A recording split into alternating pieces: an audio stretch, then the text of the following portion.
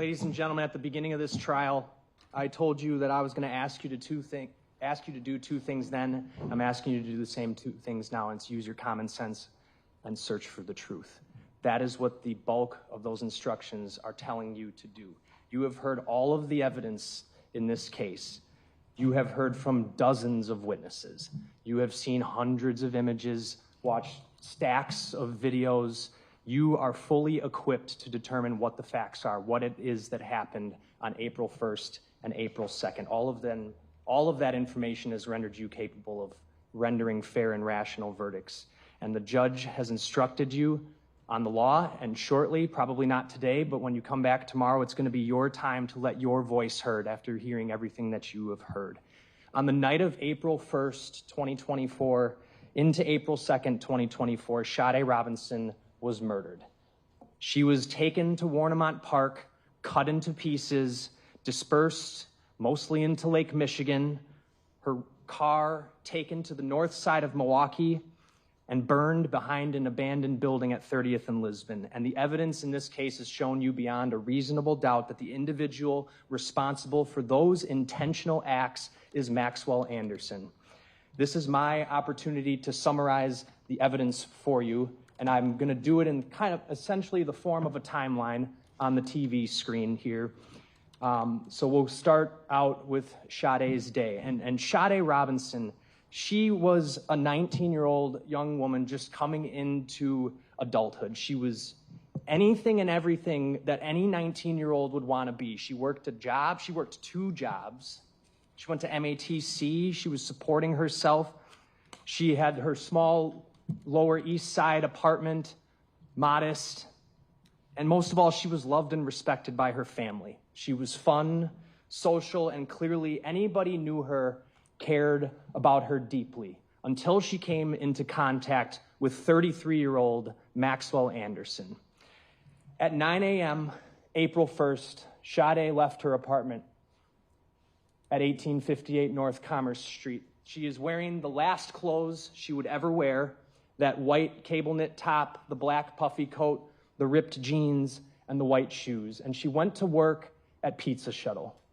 She arrived at Pizza Shuttle over there on North Farwell Avenue on the Lower East Side around 9:15 a.m., and she worked her shift, just like any other day of her life.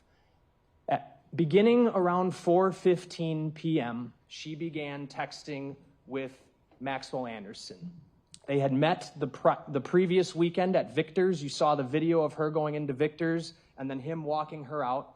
And it's clear that they were intending to meet up that night. And Maxwell Anderson says, why not Twisted Fisherman? And this text conversation begins around 4:15 p.m., and they agree to meet there shortly after 5 p.m. We know from the cellular records where each of them are at those times. Maxwell Anderson is over at his house on South 39th Street, and Sade is up here at Twisted Fisherman. When her shift is over, she goes to meet him at the Twisted Fisherman. Maxwell Anderson takes an Uber ride. Sade leaves work at 5, and the phone information shows them both moving towards the Twisted Fisherman right around the same time. And we know that Maxwell Anderson walks in to the Twisted Fisherman at 5:09 p.m. wearing that black Carhartt shirt that would later be found in his laundry, and the red plaid jacket that police found inside Maxwell Anderson's house that you know has Sade Robinson's DNA on it and Maxwell Anderson's DNA on it. 5:11, 2 minutes after he gets there, he sits down at the bar. He sends a text to Sade, just got to Twisted. Sade arrives around 5:20. We know that from about 5:20 p.m. to 6:24 p.m., the two of them sit at Twisted Fisherman. They eat, they have some drinks. They both take shots. In fact, at one point, Sade turns down a shot, but they're just hanging out. And after 6:24 p.m., the two of them leave Twisted Fisherman together. They walk out and they walk together to Sade Robinson's 2020 Honda Civic that she has driven there. Sade drives the two of them from Twisted Fisherman to Dukes on Water. We know they traveled to Dukes on Water between 6:24 p.m., arriving there just around 6:33 p.m., and you saw the video of them parking. Sade, again, driving, Maxwell Anderson riding passenger, just the two of them. They walk into Dukes on Water at 6:36 p.m., consistent with the phone information showing them arrive at Dukes on Water at 6:36 p.m. At 9:03 p.m., actually, I'll go back up. They stay there. They hang out right here. Maxwell Anderson is drinking. He's having multiple drinks. Sade's got a couple drinks. Mr. Anderson takes it upon himself to play a few games of bar dice, and he takes several shots. But at no point at any time when they're at Twisted Fisherman or Dukes on Water is Sade Robinson doing anything that comes close to excessive drinking or anything like that. In fact, when you watch her on these videos, she is totally coherent. She has her wits about her. When they leave at 9:03 p.m., she's fine. They walk out together. She's not stumbling. She's totally fine. They walk together to her car. She gets in the driver's seat, and he gets in the passenger seat, and it's just the two of them who leave the bar together. And ladies and gentlemen, this video right here that's playing on the screen and the surrounding videos that watch Sade going into her car, this is the last time Sade Robinson was in public with anybody else. That young lady who's in Dukes, who she gives a hug to at the end of the night when they're leaving, that's the last person other than the defendant who she was with, who she had contact with. That's what the evidence shows. After this time, they leave, and we know exactly what route they took. Through the videos from downtown, they drove Sade Robinson driving, Mr. Anderson riding passenger. They take McKinley up. They get on the interstate. They drive to the south side. This is occurring from 9:04 to 9:14 p.m. By 9:14 to 9:25, they're getting off the interstate, heading westbound on Morgan Avenue. It's the Holt Avenue exit, but it's Morgan Avenue to the west of the interstate. And they go and they arrive at his residence just around 9:20 to 9:25 p.m. That's what the phone records confirm, and that is what the videos, here's one of them from around Sade's residence, show as well. You had the videos of them pulling into the alley.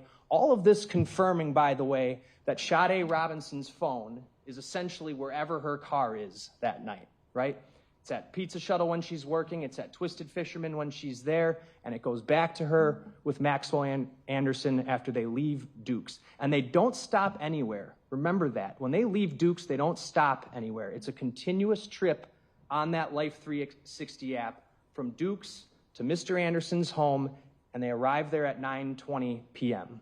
And we know that after 9:20 p.m., 9:23, this is that really small video that shows them coming into his backyard at 9:24 p.m. She has parked her car in the alley, just the two of them, and they come inside at 9:24.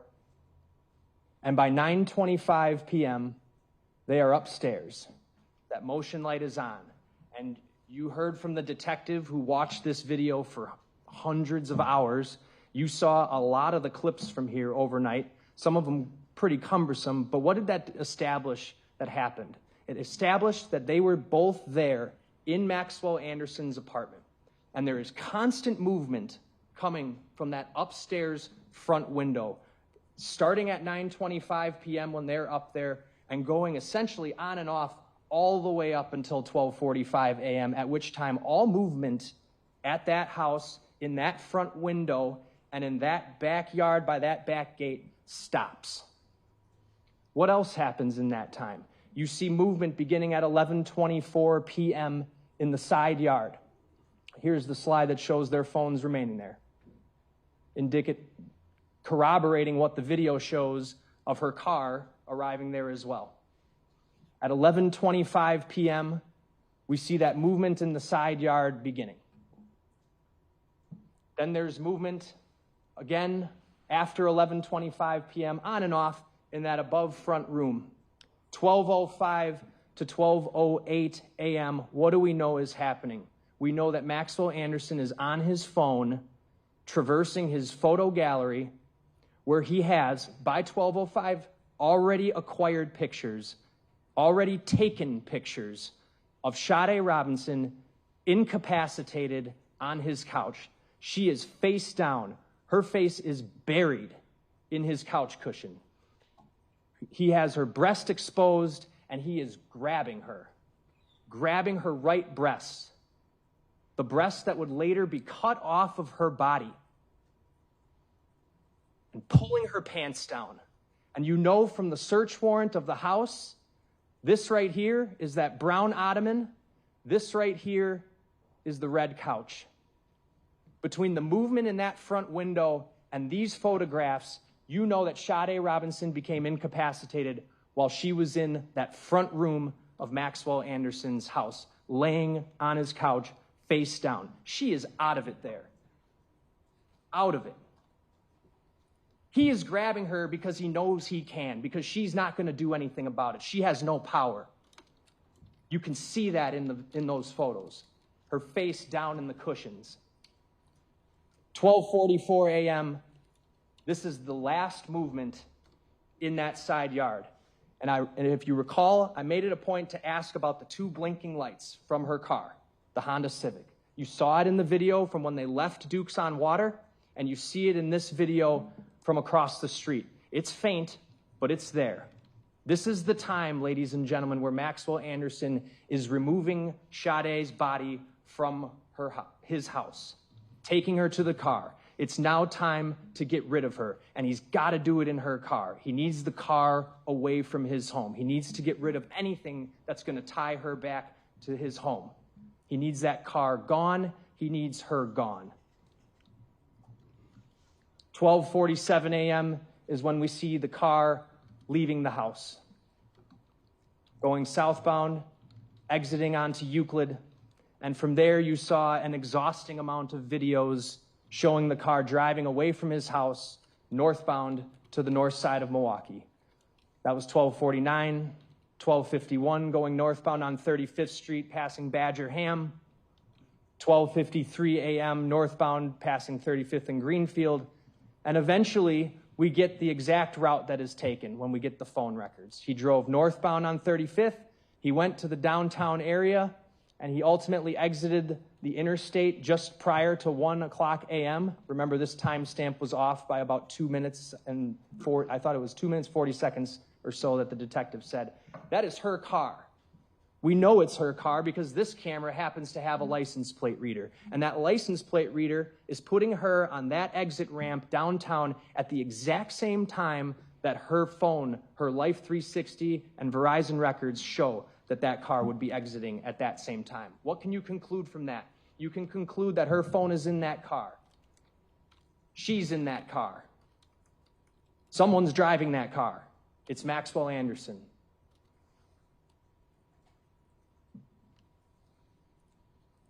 Continues to drive. He goes up Commerce, passes by her apartment building. I know something of defense was trying to make some note of it. They never stop at her apartment building. There's no evidence that happened whatsoever, and the detectives reviewed hours and hours of video footage from her apartment building to ensure that car never came back and that Sade never came back to the apartment. He didn't stop there, and these records confirm that. What does he do?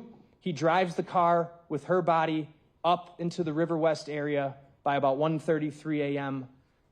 There he is at 106, driving her past Commerce Street, passing Lakefront Brewery. And then he heads into River West. You saw the video of the car in River West off of Dowsman near Pleasant Valley Park along the Milwaukee River. And what do we know happens while he's out and about driving around? His phone dies. He leaves his phone behind. That was done on purpose. Because look at all the records we have showing where her phone traveled and where his phone traveled before this time. He left it behind to cover up. That's why he did that. And we know that because we looked at it, and you heard from the analyst today who said that all activity on that cell phone stopped after 12:08 a.m., right after he's deleting pictures of Sade Robinson on his phone, of him grabbing her. Phone dies at 1:35 a.m. while he's driving her car around trying to get rid of her and trying to get rid of the car. He goes down Capitol. You saw the two videos showing the car going down Capitol.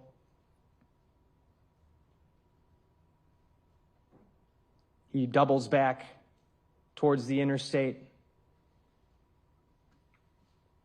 And by 2:20 to 2:25, he's back on the interstate heading back towards downtown. He eventually goes down through downtown on Interstate 94, ends up heading sort of west over to Greenfield, and then he comes back. And where do we know that he's heading at this time? He's heading to Waramont Park. The phone records show that between 2:34 and 2:39, he's on the interstate, getting off on College Avenue. We saw the video of him exiting on College Avenue, and you saw the video of the car going through the airport tunnel in the direction of Waramont Park. No stops being made, by the way. 2:51, he's passing by St. Luke's Hospital, going north on Lake Drive, all in an effort to ultimately end right here, Waramont Park. Keep in mind what Agent Reinerth testified to, the 4 dwellings that Sade Robinson's Life 360 showed. There were 4 of them. Twisted Fisherman, her own work, Twisted Fisherman, Dukes on Water, Maxwell Anderson's house, and Waramont Park, where she ends up. And her phone stays there for over 2.5 hours. Excuse me, an hour and a half. 2:52 is the arrival time, 4:33 a.m. That's the time the phone is there. We know at 2:52, her car is passing by the water department. And by 2:53 a.m., this was one of the first videos we saw, there's the Honda Civic going down Pulaski Avenue, going down the service road and ramming the gate to get down that service road, that steep road that you saw a photo of today when Chloe Wright was testifying. Why ram the gate? He knows how to get down there without ramming the gate. You saw a photo of the place, the way that they would walk down. You ram the gate because there is a body in the car that you have to get rid of, that you can't carry. He rams the gate. We know it's using her car because the crime lab fitted the broken pieces of Honda back to her vehicle. No question about whose car was used to ram that gate. It was Sade Robinson's Honda Civic. From 2:52 to 4:30 a.m., like I said, the phone remains in that location. What is that location? That is Maxwell Anderson's secret beach. It's the place, of all the places in Milwaukee County to go, of all the places to go, Sade's body ends up at his secret beach. He chose that location on purpose. You heard the reasons why today. It's secluded. He didn't even want to tell Chloe Wright what the name of the place was. He wants to keep it to himself. And you've seen the photos of it. You've seen how high those cliffs are. This is the middle of the night on a Monday into a Tuesday in a rainy early April evening. No one's going to catch him in the act. It's pitch black down there. It's the perfect place in his mind to take her to accomplish this, because he knew he had work to do. He needed to cut her up and get rid of her. So he takes her to a place he knows and a place he trusts, a place he knows he's not going to get caught. You saw the videos of the person who we now know as Maxwell Anderson ascending and descending the bluffs on the north side of the pump house, the side where her leg would later be found on April 2nd, going up the exact paths that Chloe Wright told you they would take to go down there and hang out. The exact paths. This is the time, ladies and gentlemen, where he is cutting up her body. She is dead. Now it's time for him to get rid of her. So that's where he goes. He takes her to his place. You saw in the video when he's coming up the bluff at 4:26 a.m., he's down there for over an hour and a half. And in that time, You heard, gruesomely, all that was done to Sade. All the cutting. The blunt force trauma to her bones. All of it done to get rid of her, to make her disappear. That's what he wanted to do. That's what he tried to do. And he did it in this time frame. From about 3 a.m. when he got there to 4:30 when he left. Now it was time for him to get rid of her car. So what does he do? 4:34, he drives her car out of Waramont Park. We know he heads northbound on Lake Drive. We know that because Sade's phone is still in his car. Here's the record showing the direction of travel. From the site where the leg is found, her body is dispersed, headed northbound on Lake Drive, westbound on Howard Avenue here until the phone goes off the network. There's the video of him going by. And there's the last clip before it gets to the north side. And by 4:50 a.m., it is at 27th and Wells, where you can see the driver is a white person. You can see that in this video, and you can see how fogged up it is, and you can see how there's something covering the back window. He then drives north, circles the area of 32nd and Vliet, tries to go down this dead end near 34th and McKinley, but activates a ring light, so he decides, I got to go to a different place than this. There's no reason for him to drive down that street. Circles around until about 5:20 a.m. when he goes off camera and reappears at 6:50. And it is at this point, ladies and gentlemen, that he is in the 31st and Galena playground. This is the area where her leg is found, her left leg. That gap shows that during that time period, he went into that playground to dispose of her leg. By 7:30 a.m.,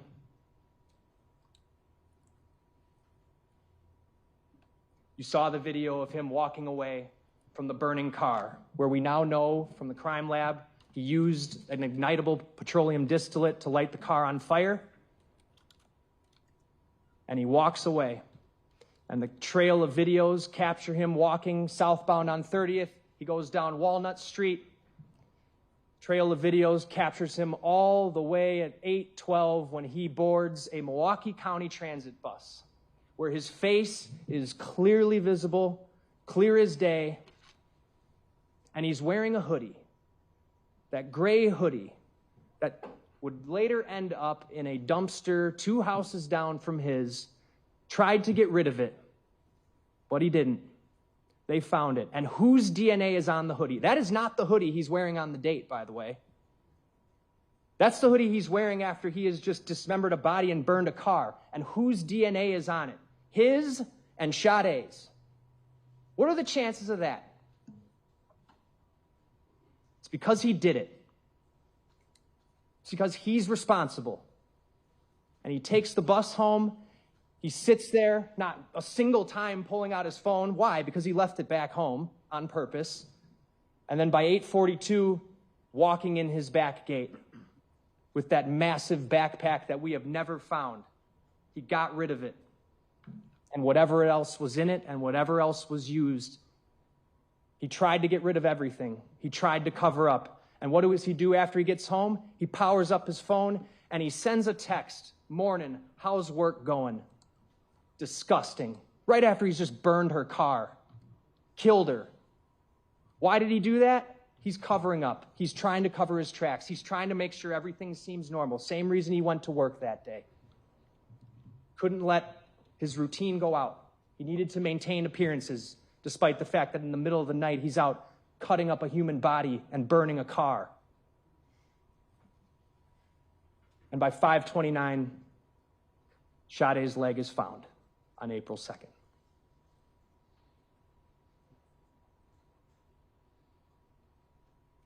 By 9 p.m. that day, she's reported missing, and the welfare checks begin.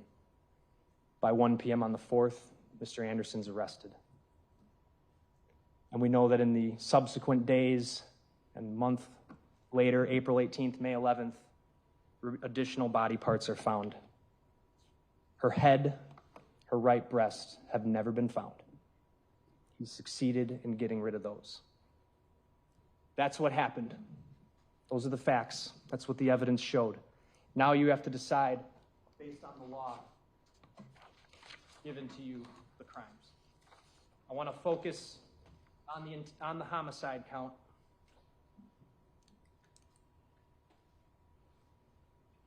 There's 4 charges. Numbers 2, 3, and 4 are pretty self-explanatory, and you have them in writing. Mutilating a corpse, hiding a corpse. Counts 2 and 4 are essentially the same elements. Count 3, the arson, pretty self-explanatory. But now you're given this first-degree intentional as well as first-degree reckless homicide. First-degree intentional homicide has 2 elements that I have to prove. I have to prove that the defendant caused the death of Sade Robinson and acted with the intent to kill. While the law requires that he acted with the intent to kill, it does not require that that intent exists for any given period of time.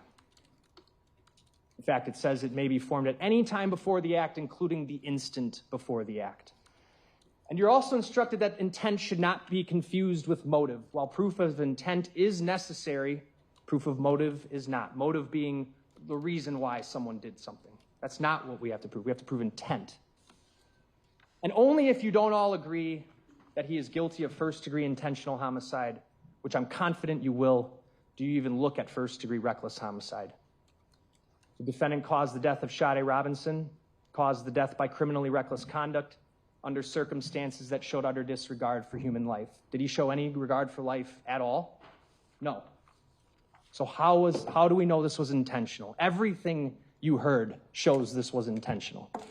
Consider all the things he intentionally did and the reasonable inferences from those actions. At 9:25 p.m., when Sade drives him and herself to his house, just the 2 of them, they went inside, and we know from before that she is coherent. She is not drinking excessively. She's in control of herself. But by 12:05, she is completely incapacitated, face down on his couch. And Anderson is grabbing her exposed right breast with no reaction from her whatsoever. He's pulling her pants down, taking photos while doing these things. This shows she was completely incapacitated, if not deceased, by that time. Consider all the acts to this point. He has her at his house, on his furniture, completely deprived of any strength or power over herself. He's then taking pictures and then intentionally takes her car and her and drives her away because he's now got to get her out of there, and he has to separate himself from her and her car. He drives with seemingly minimal direction, leaves his phone behind, brings with him a huge bag, some kind of a tool to cut up the body, takes her to a place he knows well. All done in the middle of the night. He takes her to Waramont Park, cuts her body up, drives away, goes to the north side, goes to the 31st and Galena playground, discards her leg. He intentionally picks an abandoned building to leave her car behind, something that he has no connection to. Intentionally stuffs her clothing that she is wearing that night. The underpants literally pulled off of her body, still in the jeans when they're found partially burned in her trunk. Stuffs her clothes in her trunk. Uses a petroleum distillate to light the car on fire. All of that stuff was done on purpose. He then heads home, powers up his phone, and texts her. Everything about this is intentional. If it was unintentional, if it was anything else, you don't cut her up and do everything you can to get rid of her. If it was an accident, you get her some help. You don't try to make her disappear. And we know from the medical examiner, there is no other explanation. There was no natural disease, no toxicology reason whatsoever for this. If it was unintentional, he wouldn't have had the wherewithal to do everything he did so quickly. Think about it. In just hours, she went from literally driving a car to being incapacitated and him somehow being able to pull off, getting her to Waramont Park and cutting her up. He's only able to do that if he knew what he was doing, knew how he wanted to do it. This only happens with the intent to kill. Consider what Dr. Karsten today and the medical examiner talked about, the amount of work done to break her bones and cut up her limbs and cut off her head. The efforts to cover this up were extraordinary, and they were horrific. Consider the cutting off of her breast, her right breast. That's not something you do unless you have a desire to do it. It doesn't facilitate getting rid of the body. It takes additional time. He did it because he wanted to do it. All the stab wounds near her breast and on her torso. That was done out of a sick desire to do harm to her. That's the only reason that is done. Cutting off the breast, dismembering limbs, beheading her. Those acts, simply put, ladies and gentlemen, are the acts of a killer.